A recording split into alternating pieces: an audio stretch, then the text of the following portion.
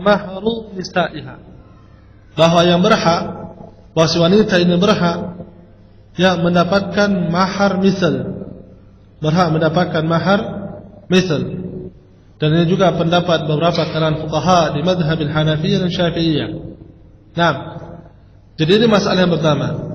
Jadi ketika seorang menikah dia belum memberikan mahar. Ya, dia belum memberikan mahar. Ya, dan belum juga menggauli istrinya. Lantas dia meninggal dunia. Ya, dia meninggal dunia. Apakah kondisi seperti ini? Ya, kondisi seperti ini akan kita analogikan dengan kasus talak sebelum dukhul yang kita sebutkan terdahulu, di mana pada kasus talak sebelum dukhul, sebelum terjadi hubungan intim, terjadi tansif. Ya, bahwa si wanita atau si laki-laki ini hanya berhak setengah ya dari mahar yang diberikan. Ya, yang berhak tayyib. Tayyib, masyaallah taala. Ya, bahkan ya sebagian di antara mereka yaitu di kalangan Syafi'iyah dan juga ilmu madhab yang masyhur di mazhab Imam Malik rahimahullahu taala, bahwa tidak diberikan apapun kepada si wanita tersebut. Ya, juga dalam pandangan ketika mereka menganalogikan hal ini, ya seorang yang dia meninggal dan kadang dia ditalak.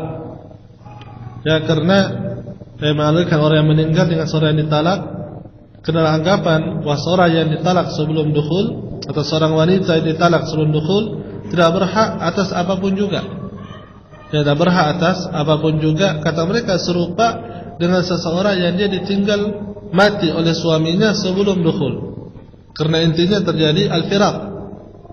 Ya, was-sahih wallahu taala alam bis-shawab, ya adalah pandangan yang kita sebutkan tadi, yang merupakan juga ya pendapat yang dikuatkan ya oleh Ibnu Qudamah di sini di Kitabul Umdah, dan merupakan madhab yang masyhur di kalangan Hanabilah, bahwa si wanita berhak atas mahar misal. Dia berhak atas mahar misal. Dan beliau menyebutkan dalil ala dalika, yaitu qada Nabi sallallahu alaihi wasallam ya pada seorang sahabiyah, yaitu Baru'ah binti Washib, yang ketika suaminya meninggal lantas diberikan oleh Nabi miras dan alaiha ya al-iddah, sebagaimana disebutkan pada hadis Abdullah ibn Mas'ud ya radhiyallahu taala anhu, diriwayatkan oleh Imam Ahmad dan selainnya, ya bahwa beliau mengatakan ya ketika meninggal, ketika beliau rahimahullahu taala berada di di mimbar ya menyampaikan keputusan, ketika dia bertanya kepada beliau tentang kasus yang serupa, seorang yang dia meninggal belum menggauli istrinya, dan ketika akad tidak menyebutkan mahar, maka Abdullah ibn Mas'ud ya radhiyallahu taala anhu beliau memberikan keputusan bahwa bagi wanita tersebut ya berhak atas mahar misal, sadaqu nisa'iha, itu mahar misal maknanya tidak dikurangi dan tidak juga dilebihkan, dan dia berhak atas warisan dan juga harus menjalani masa iddah. Maka ketika beliau selesai menyampaikan keputusan beliau ini, maka berdirilah Mi'qal ibn Yasar ibn Sinan al-Ashja'i, dan dia mengatakan bahwa saya telah pernah dia mendengar Rasulullah sallallahu alaihi wasallam memberikan qada atau keputusan yang serupa dengan yang Anda berikan. Maka dengan demikian Farihah ibn Mas'ud, ya hal ini yang menggembirakan Abdullah ya ibn Mas'ud radhiyallahu taala anhu. Ini dalil yang dijadikan alasan oleh para fuqaha ya bahwa wanita pada kasus yang tadi tetap mendapatkan mahar, ya mahar. Baik. Dan juga walahal miras, mana pada hadis Ibnu Mas'ud ini ya walaha al miras, bahwa wanita tersebut juga berhak mendapatkan warisan dari suaminya yang meninggal, ya dari suaminya yang meninggal dia berhak mendapatkan ya warisan sesuai dengan kadar yang sepatutnya istri menerima warisan tersebut. Nah, ini yang membedakan antara kasus seorang yang ditinggal mati suaminya dengan seorang yang ditalak. Karena wanita ditalak oleh suaminya, ya dia tidak berhak atas warisan. apabila qiyas yang dikemukakan oleh kalangan Malikiyah dan juga sebagian Syafi'iyah ini sah adanya, menyamakan kondisi yang ada, maka ini akan tertolak dengan adanya warisan. Ya, tertolak adanya warisan padahal di masalah yang kita singgung ini wanita tersebut berhak mendapatkan warisan. Nah, wa 'alaihal iddah. Ya, dan wanita ini juga diharuskan untuk menjalani masa iddah. Ya, nah, masyaallah taala. Kemana pada firman Allah Subhanahu wa taala, ya walladzina yatawaffawna minkum wa yadharuna azwajan yatarabbasna bi anfusihinna arba'ata ashhurin wa ashra.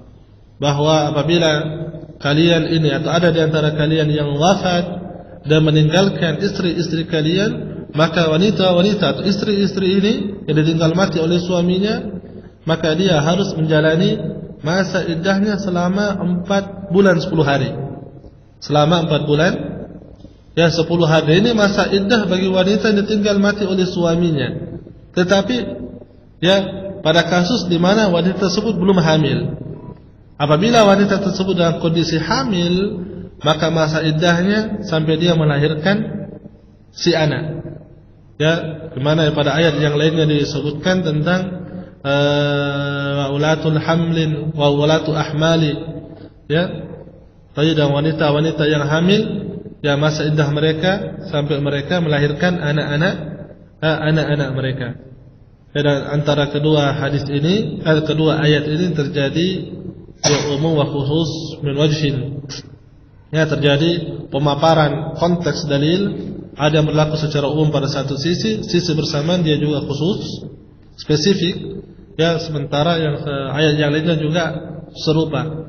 Jadi seorang yang dalam keadaan hamil masa iddahnya sampai dia melahirkan, baik dia itu dikarenakan masa iddah ini dikarenakan dia ditalak oleh suaminya ataukah ditinggal mati oleh suaminya, ya, tetapi masa iddahnya berlaku umum itu sampai dia melahirkan, sebabnya umum dan masa iddahnya itu tadi. Pada ayat yang kita sebutkan pertama tadi, ya tentang yang ditinggal mati oleh suaminya, ini ya berlaku khusus hanya bagi yang tinggal mati oleh suami dia saja. Wah, masa iddahnya 4 bulan 10 hari, tidak berlaku bagi yang ditalak. Tidak berlaku bagi yang ditalak. Nah, qala huna rahimahullahu taala, setelah itu beliau rahimahullahu taala melanjutkan, walau talabathu qabla ad-dukhul ay yafruda laha falaha dhalika fa in farada laha mahra nisaiha aw akthara falaysa laha ghayruhu wa kadhalika law farada laha aqalla minhu ya faradiyathu. Naam, طيب masalahku sabar ya. Naam, dia kata beliau rahimahullahu taala, walau talabathu qabla dukhul. Sekarang masalah yang baru muncul. Kalau tadi mahar tidak disebutkan, disebutkan. Nah, sekarang walau talabathu ya qabla dukhul.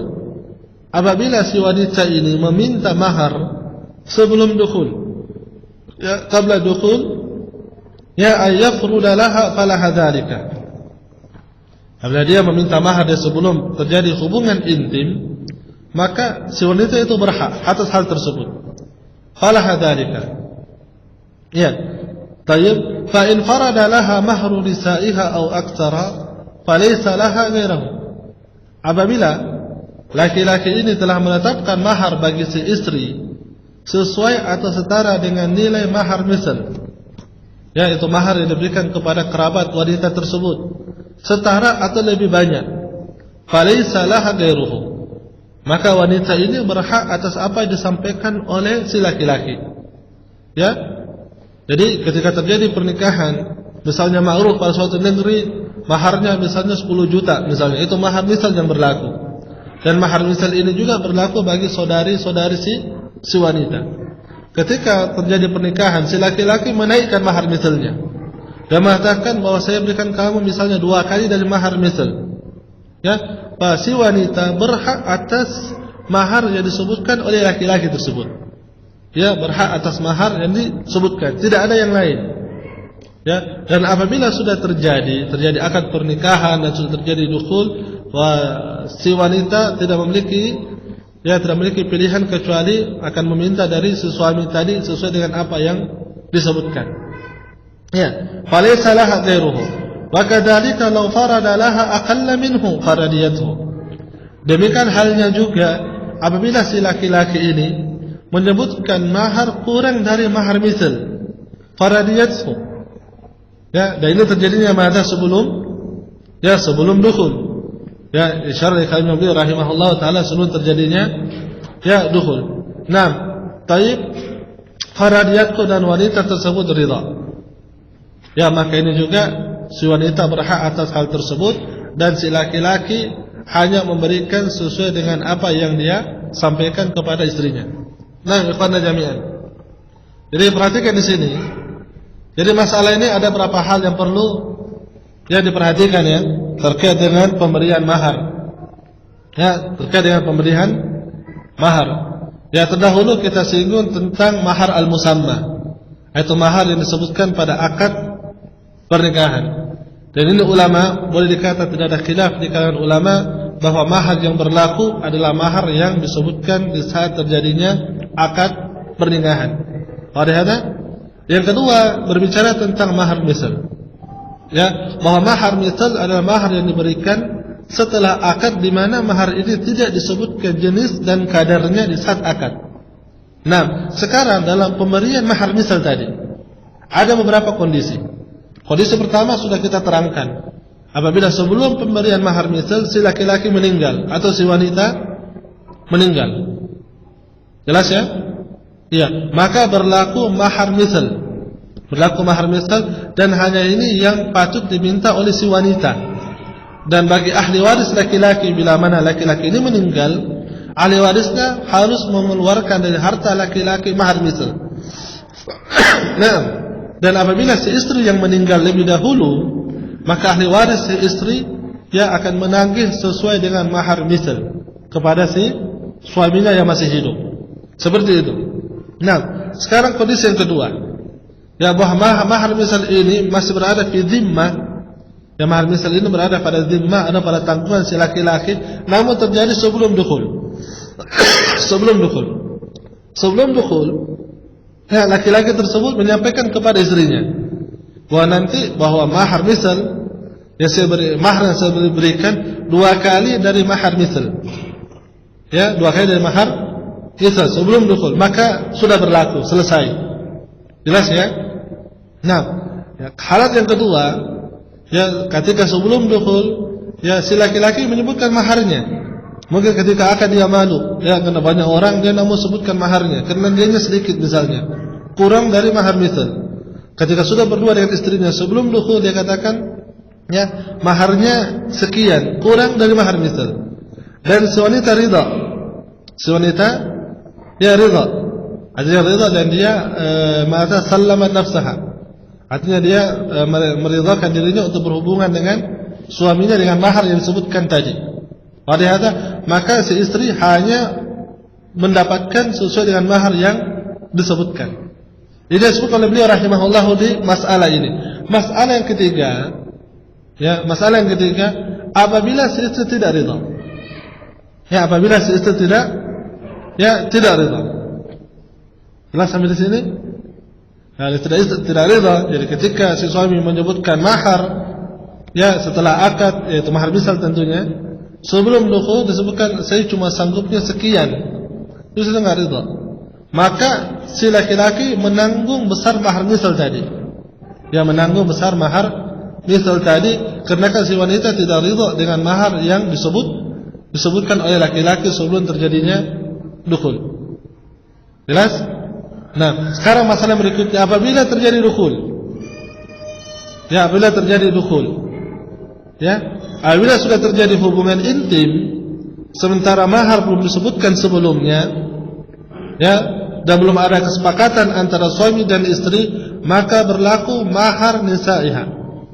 Maka yang berlaku adalah mahar ya misal yang telah diberikan kepada, yang semisal diberikan kepada kerabat-kerabat si wanita. Jelas sampai di sini? Iya.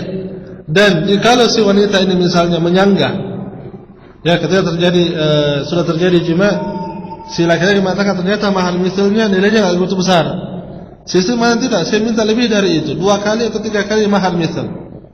Yang saya di sini, ya tidak ada hak bagi istri untuk meminta ziyadah ala dalika.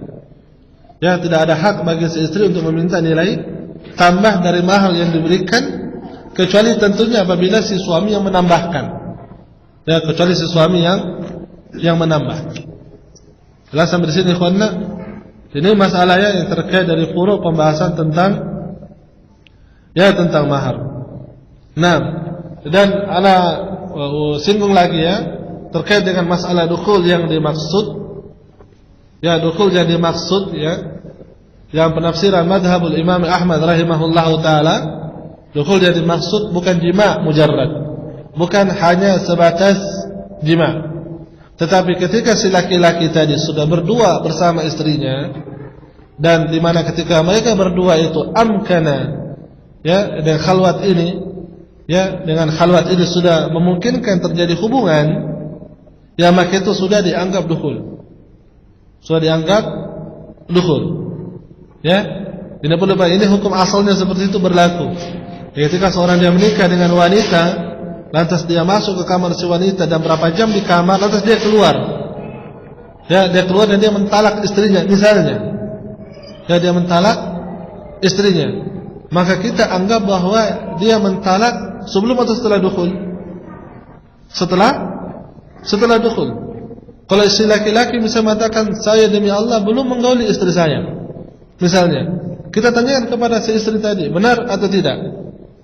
Ya, kembali ke masalah kita yang sebelumnya, Anda sudah singgung berapa kali ini. Ya, kalau si wanita mengiyakan, pasti tentunya dia sebelum jima. Di sini ya ikhwan jami'ah, terkadang mungkin Anda bertanya-tanya, kok seperti itu? Kenapa kita katakan oleh madhab bahwa cukup mujarrad khalwat, ya hanya sebatas khalwat sudah dianggap dukhul. Tapi kenapa ketika terjadi pertikaian, khusumah, tetap harus bergulir sesuai dengan indikasi yang ada?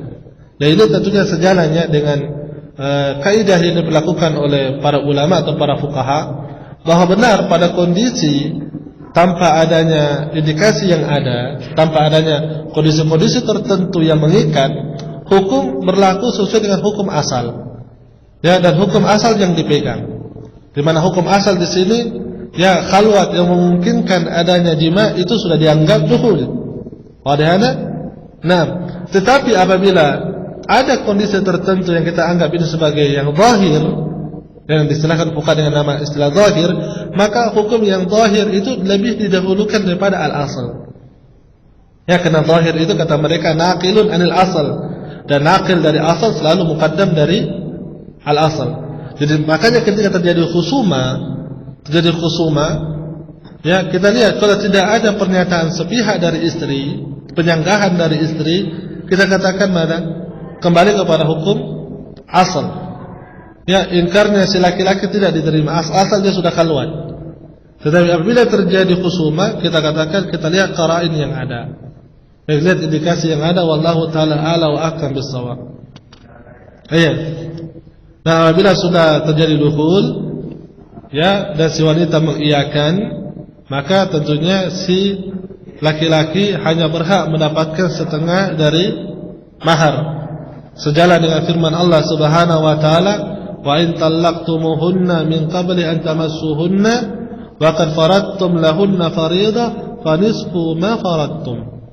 Ya, Allah Subhanahu wa taala berfirman, apabila kalian menceraikan istri-istri kalian, ya, min qabli an tamassuhunna, ya, sebelum kalian menggauli mereka, wa qad faradtum lahunna fariidah, dan kalian sudah belum tayyib telah menetapkan mahar bagi istri-istri kalian, maka pada kondisi seperti ini kalian hanya mendapatkan setengah dari mahar. Ini pada kasus dukhul, kasus talak sebelum dukhul. Adapun setelah dukhul, maka tentunya ya diberikan mahar bagi wanita tersebut. Masya-Allah taala. Jadi ikhwan jami'an, ya ini perlu juga diperhatikan ya. ya, sedikit mengulang yang dulu juga untuk sedikit Anda tekankan, ya, bahwa mahar itu adalah hak siapa? Si wanita. Bukan hak suami, ya, asalnya seperti itu, dan juga bukan hak dari wali si wanita. Ya, baik dalam penetapan kadar jenis mahar, dan bila mana mahar itu sudah diserahkan kepada si wanita, maka tidak seorang pun yang berhak yang mengutak-atik mahar wanita tadi, apalagi mengambilnya. Dia yang mengambil bagian wanita tadi termasuk kategori akal atau memakan harta kaum manusia dengan cara yang batil. Ya, Allah Subhanahu wa taala berfirman terkait dengan mahar ini, ya, wa atun nisaa sadaqatihinna nihla fa in tibna lakum an syai'in minhu nafsa faquluhu hani'an mari'a. Sesungguhnya, ya, kalian diharuskan untuk memberikan kepada wanita-wanita mahar-mahar mereka. Dan nanti apabila wanita ini ridha atau dia senang, ya, rela memberikan bagian kepada kalian, jikalau kalian meminta, maka itu tidak mengapa. Berarti tetap kembali kepada hak siapa? Si wanita. Adapun yang selain dari wanita, itu apabila si wanita ridha memberikan bagian dia. Nah,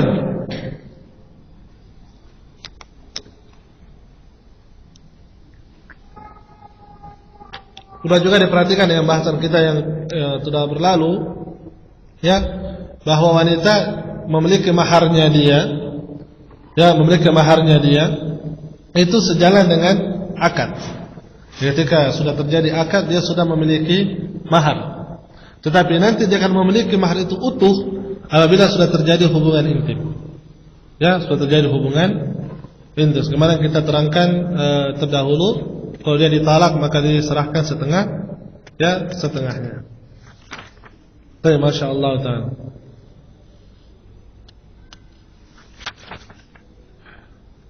Nah, selanjutnya ikhwan jami'an, ya, kita beralih kepada masalah yang lain. Nah, setelah kita sebutkan tentang secara definitif apa itu mahar dan beberapa pembahasan yang terkait dengan mahar, selanjutnya beliau rahimahullahu taala, ya, menyebutkan pada pasal berikutnya pada kitab Umdatul Fiqh, beliau menyebutkan faslun fi suqutil mahri wa thubutihi. Qala rahimahullah, wa kullu firqatin ja'at min al-mar'ah qabla ad-dukhul ka islamiha aw irtidadiha aw irda'iha aw irtida'iha aw fasqin li'aybiha aw fasqiha li'aybihi wa isarihi aw itqiha yasqutu bihi mahruha wa in ja'at min az-zawji yakatalaqihi wa khul'ihi tanassafa bihi mahruha bainahuma illa an ya'fuwa laha an nisfihi aw ta'fuwa hiya an haqqiha wa hiya rashida, ya fayakmulu as-sadaqu lil akhar. Baik, Masya Allah. Terus ini beliau menyebutkan masalah yang baru, ya. Ini terkait, ya, dalam hal gugurnya mahar bagi wanita, ya, dan penetapan mahar bagi si wanita tadi. Nah, beliau menyebutkan fi suqutil mahar wa subutihi.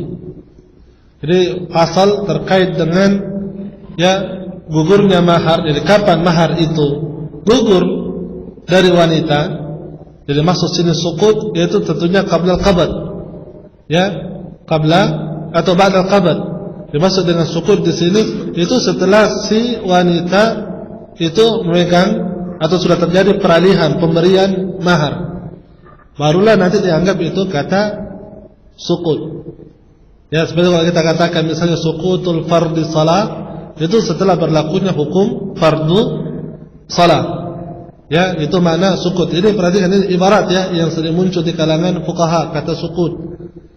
Jadi kalau seseorang yang dia belum dikenakan keharusan atau kewajiban, itu enggak dikatakan sakata anhul fard. Ya, kewajiban itu gugur, tidak dikatakan seperti itu. Dikatakan nanti gugur apabila kewajiban itu sudah berlaku. Dikatakan mahar itu gugur dari si wanita bila mana si wanita ini dia sudah qabada, dia sudah qabadat mana? Mahar. Dia sudah memegang mahar tadi. Misalnya ketika akad, si laki-laki mengatakan saya berikan mahar barang senilai ini. Ya, lantas ya si pihak wanita menerima, terus terjadi ijab dan qabul. Itu namanya qabad mahar. Ya, ketika setelah qabad mahar di sini, baru kita berbicara apakah mahar itu bisa gugur dari si wanita dikembalikan ke suaminya, ya atau tidak, pada kondisi mana saja kedua hukum ini berlaku. Ini disebutkan oleh beliau rahimahullahu ta'ala. Ini faslun fi suqutil mahri wa thubutihi. Qala rahimahullahu ta'ala wa kullu furqatin.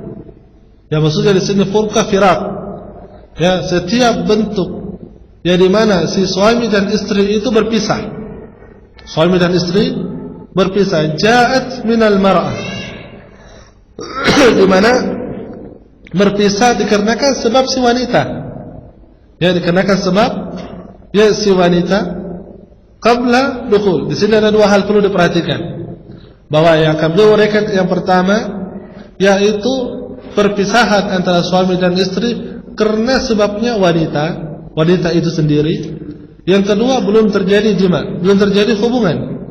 Nah, kata beliau rahimahullahu taala hahuna ka islamiha.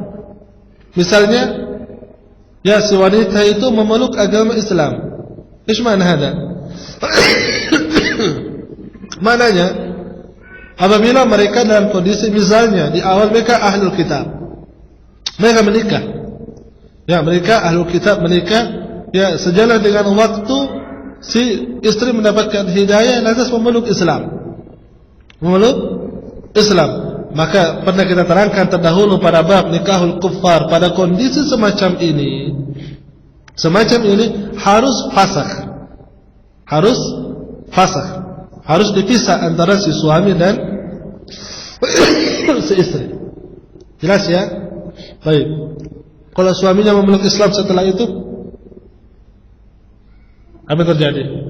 Kalau si istrinya belum menikah, maka al-aula si istri kembali ke suaminya dengan nikah yang baru.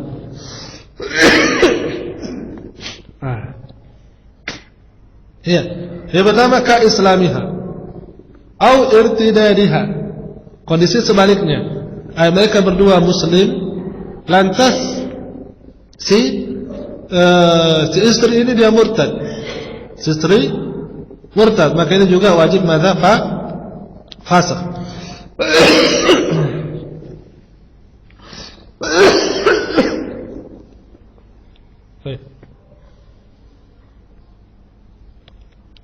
Iya. Jadi ini kondisi hampir mirip ya, cuma pada pihak yang berbeda. Iya. Yang pertama tadi yang kafir suaminya, yang terakhir ini yang kafir siapa? Istrinya. Nah, au irda'iha au irtida'iha. Ya, ataukah ya si istri ini menjadi ridha'ah, ataukah dia menjadi objek atau dia yang menyusui atau dia disusui. Ada masih ingat nggak pembahasan kita dalam masalah seperti ini? Saya masih ingat. Nah, bagaimana gambaran kasusnya, Abu Bakar? Gimana gambaran kasusnya? Ya, si istri disusui atau menyusui. Gimana kasusnya seperti ini? Apa mungkin? Sementara pernah kita singgung dahulu juga, atau mungkin juga yang lain, masalah penyusuan wanita yang sudah dewasa. Ya kan? Sah atau tidak sah? Mayoritas sahabat ya ridha wanita yang dewasa tidak sah. Kecuali diriwayatkan dari Aisyah radhiyallahu taala anha. Naam. Itu pun dianggap oleh sebagian fuqaha yang mentolerir fatwa Aisyah bahwa ini hanya pada qadayatul ain, pada kasus tertentu saja. Ya, dan qadayatul ain la tuqasu 'alaiha, la yuqasu 'alaiha. Ya, qadayatul ain itu tidak berlaku kias sama sekali. Masih ingat mana Pak Munir? Hafal dia. Gimana Pak Munir kasus yang seperti ini? Apa misalnya? Gini, ya, seorang suami istri, perhatikan ya, yang pernah masih ingat masalah ini. Suami istri itu harus fasakh nikah.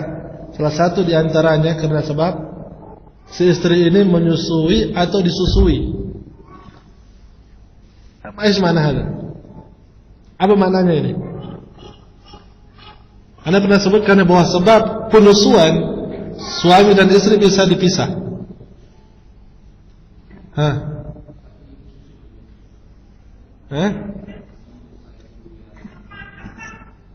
Menyusu pada ibu yang berarti yang berbuat dosa siapa dong?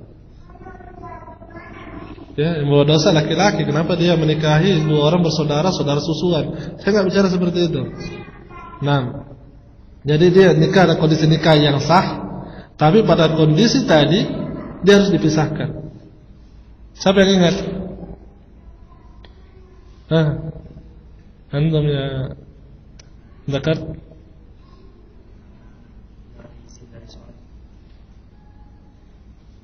Kalau tidak berizin, sejak kapan hukum ridha itu ada kaitannya dengan izin?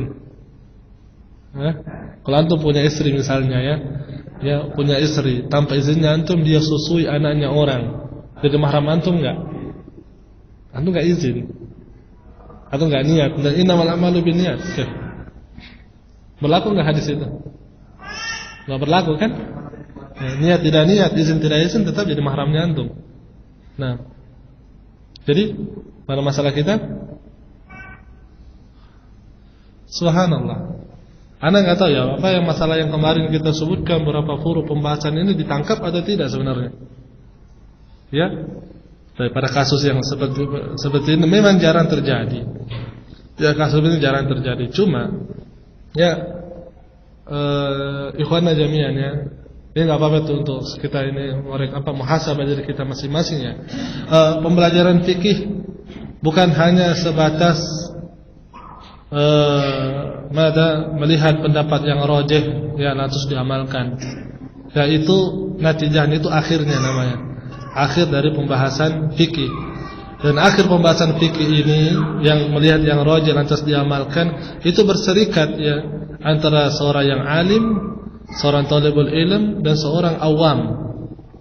Ya, kalau antum cuma memahami fikih dari hasilnya saja, tidak akan bisa dipisahkan antara seorang yang dia benar-benar talibul ilm dan seorang yang awam. Ini awam dalam bahasanya antum ya. Awam yaitu mereka yang tidak mengkaji agama, kan seperti itu. Tidak mengkaji agama lebih detail. Sementara ikhwan kita yang kemana-mana pakai kuplu, kemana-mana jubahan atau pakai komis, ini biasanya malu dikatakan awam. Dan arti mereka sudah punya interaksi dengan agama. Apalagi nisbat kepada dalil ya, sebagai ahlus sunnah atau sebagai salafiyah, nisbat kepada generasi yang terbaik, yang mana perkataan ucapan mereka selalu dengan dalil. Atau menganggap anak pengikut mereka gitu loh. Taib. Iya, belum lagi ummahat kita yang masya Allah ya, dari atas sampai bawah salafi banget sudah. Tapi belum tentu dia ngerti dalil apa yang dikerjakan. Ya, jadi fikih ikhwana jami'an bukan hanya sebatas antum melihat ya hasil akhir itu diamalkan. Kedua, fikih itu bukan sebatas ya antum mencari tahu fatwa ulama muasirin. Ketika seorang alim yang masih hidup misalnya berfatwa A, maka fatwanya diambil. Atau seorang misalnya syekh berfatwa B, misalnya fatwanya diambil. Akhirnya kehidupan antum, ibadah antum yang mulai dari rukun Islamnya, rukun imannya, itu bukan karena dalilun syar'i tapi karena fatwa. Ya, sementara para ulama sepakat ya di kalangan fuqaha, di kalangan ahli usul, di kalangan ahli hadis dan selain dari mereka bahwa dalilun syar'i ada 3. Ya, dalil syar'i ada 3 dan 4 menurut pendapat mayoritas ulama. Itu pertama apa? Al-Qur'anul Karim. Yang kedua as-sunnah ya as-sahihah al-mutahharah. Yang ketiga apa? Al-ijma' al-mutayaqqin. Yang keempat adalah pendapat jumhur al-qiyas as-sahih. Apakah disebutkan di 4 dalil fatwa ulama? Enggak disebutkan sama sekali. Jangankan fatwa ulama, apakah disebutkan amal sahabat? Jangankan fatwa ulama yang hidup di tengah-tengah kita, fatwa sahabi aja ulama perselisihkan apakah jadikan dalil atau tidak, apakah hujjah ataukah tidak. Sementara kenyataan yang ada di lingkungan kita, di dalam tahapan-tahapan kita mengenal Islam, ya mungkin bagi anak atau bagi teman-teman yang lain mentolerir bahwa ini awal-awal kalian memidakkan atau mengenal apa itu agama misalnya. Ya benar, tidak salah, silahkan ya, antum taklid kepada ulama, silahkan antum taklid kepada fatwanya mereka, bukan hal yang keliru, tapi itu tangga awal, itu gerbang kalian mengenal Islam. Ketika kita sudah mengkaji yang namanya fikih, tidak seperti itu lagi. Fikih itu kumpulan aturan, kumpulan qawaid, kumpulan masalah-masalah syar'i serta dalilun syar'i. Di mana seseorang harus mencerna masailnya, mencerna kasusnya, setelah itu melihat dalil yang ada. Ya, melihat dalil yang ada. Jadi kadang-kadang kalau dia kondisi seperti ini di kalangan ikhwan kita, ya hal yang sangat miris ya, ketika kita menyibukkan diri, ya ini sama dalam beberapa, bukan cuma kondisi yang terjadi di sini, di beberapa tempat juga ya sekali 3 uang, ya tidak jauh berbeda. Sementara kita itu paling gesit ya, paling santer ketika mengkritisi komunitas yang lain, ya, atau menganggap bahwa ada orang-orang NU fanatik kepada Imam Syafi'i, itu jauh lebih bagus ketimbang atau fanatik dengan syekh yang masih hidup sekarang. Kalau kita kumpulkan semua masyayikh yang hidup ya, yang di Saudi, di Yaman, di Damaskus dan segala macam, kita kumpulkan mereka semua, kita tambahkan lagi semisalnya lagi, enggak sebanding dengan setitik ilmunya Syafi'i. Kalau saya tanya lebih enak mana? Taklid Syafi'i, Ahmad, Abu Hanifah, Malik, atau taklid semua masyayikh yang ada? Usah mana kira-kira? Nah, ini makanya ikhwan jami'an, kenapa ya lebih bagus berorientasi pemahaman fikih kita kepada madhab tertentu ketimbang bergulir begitu aja dengan kalimat fikih muqarrar dan segala macam, namun pada akhirnya pemahaman itu sulit dicapai. Ya, mungkin ya ini tegurannya untuk anak juga pribadi ya, ke depan tidak boleh seperti itu lagi. Ya, ketika antum menapakkan kaki kepada dakwah yang mubarakah ini, jadikan antum bagian dari berkahnya. Ya, bukan jadikan diri antum orang yang mengambil berkahnya. La, jadikan kita bagian dari berkah dakwah itu sendiri bagi kaum muslimin. Jangan disalahpahami. Dan ketika ternisbah kepada dakwah salafiyah, ana salafi, hanya sebatas antum ya anak hadir di kajian mengambil manfaat dan tidak. Itu belum sampai kalau dalam pandangan anda apa layak yang aku salafi seperti itu, kayaknya enggak deh. Sampai ketika antum memberi berkah dengan dakwah ini ke orang lain. Ya, antum belajar usul salatah semua enggak? Belajar usul salatah? Pernah? Enggak belajar. Sampai sudah belajar semua kan sebagian besarnya ya. Antum ngapaan usul salatah? Ilmu, terus apa lagi? Amal, terus dakwah. Ketika 3 hal ini tidak terkumpul pada diri seseorang, apa layak dia dikatakan sebagai seorang yang mengamalkan sesuatu yang wajib pada agama dia? Padahal itu diulang-ulangi ya. Ilam rahimakallah ya, bahwa yang wajib bagi kalian ada 3 hal. Ada 3 masail, ada 4 masail. Sementara antum cuma mengambil yang pertamanya aja, itu pun tidak sempurna lagi.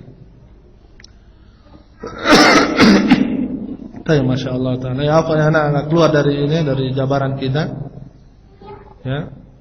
Jadi jangan sampai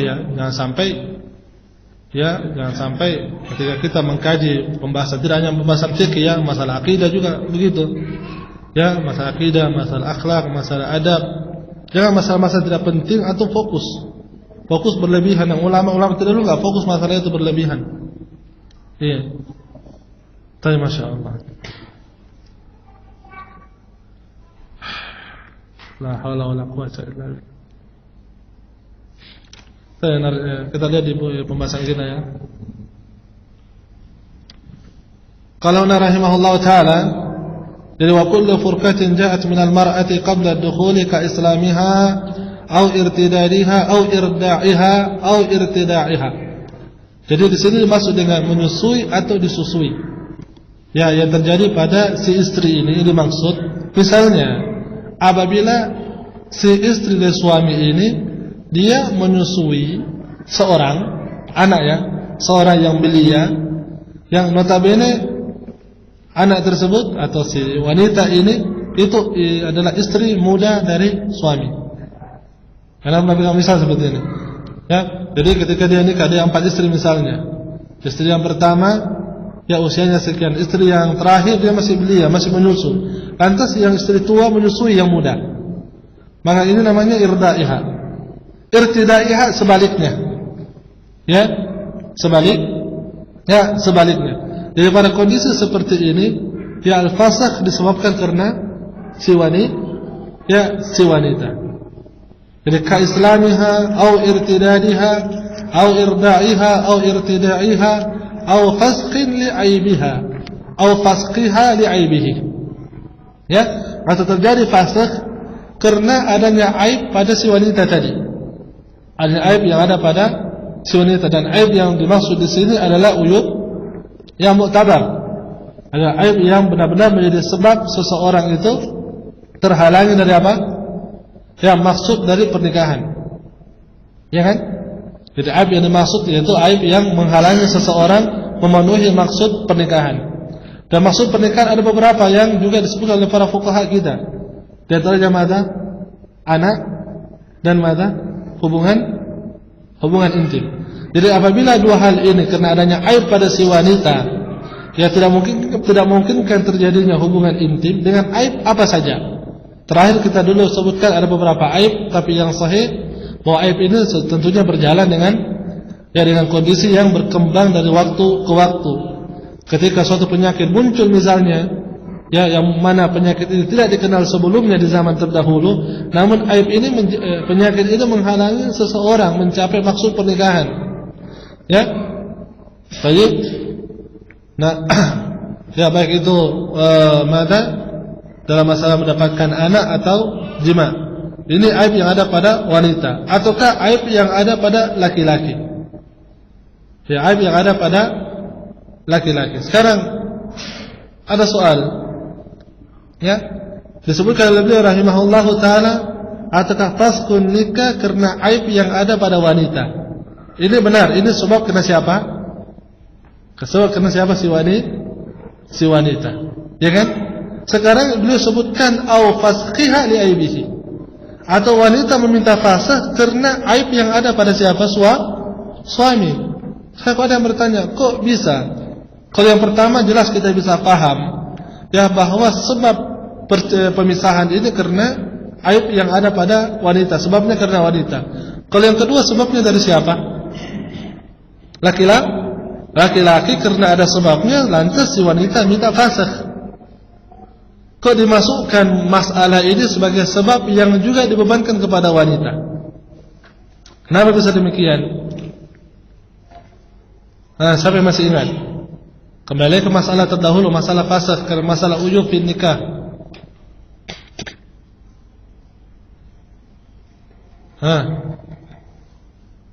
Siapa yang bisa bantu ana? Antum? Acak. Kenapa? Ya benar, harus saling ridha. Sekarang kena sebabnya wanita punya aib, boleh pisah. Itu berarti memang sebab si wanita. Sekarang si laki-laki punya aib, wanita boleh pisah. Sebabnya kena siapa? Iya, terus kenapa wanitanya dibebankan masalahnya? Seharusnya kan sebabnya laki-laki.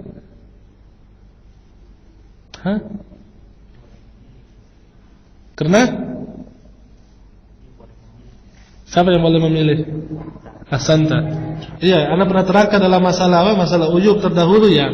Apabila aibnya itu terjadi pada si wanita, ya, laki-laki mengajukan fasakh, wanita hanya boleh menerima.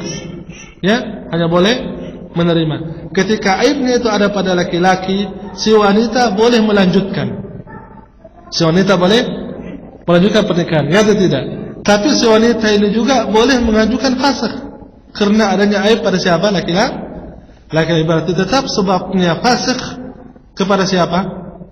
Kepada wanita. Jadi adanya aib pada laki-laki ini sering dikenal oleh para fuqaha kita atau usuliyin kita, itu namanya illatul illah atau illatul ilal. Ya, itu illat atau sebab yang menjadikan adanya sebab yang baru pada hukum. Jadi sebab hukum karena wanita, tapi ada bisa menyebabkan kenapa wanita ini seperti itu. Itu tadi karena ada aibnya laki-laki. Nah, asantum. Aw fasqiha li'aibihi aw i'sarihi. Dimaksud dengan i'sar ay adamil qudrah linafaqah. Ya, adamil qudrah, dia tidak mampu untuk memberikan ya nafkah kepada istrinya. Dan tentunya i'sar di sini nafkah yang zahir, bentuk nafkah yang zahir, bukan nafkah batin ya. Nafkah batin itu berbicara tentang masalah ujub, masalah aib pada nikah. Au itqiha, ya, ataukah wanita ini dia dimerdekakan.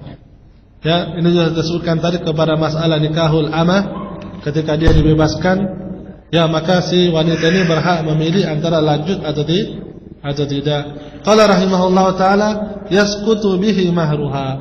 Pada kondisi seperti ini terjadi firaq, ya, laki-laki dan wanita ini dipisahkan karena sebab si wanita, ya, maka seluruh mahar gugur.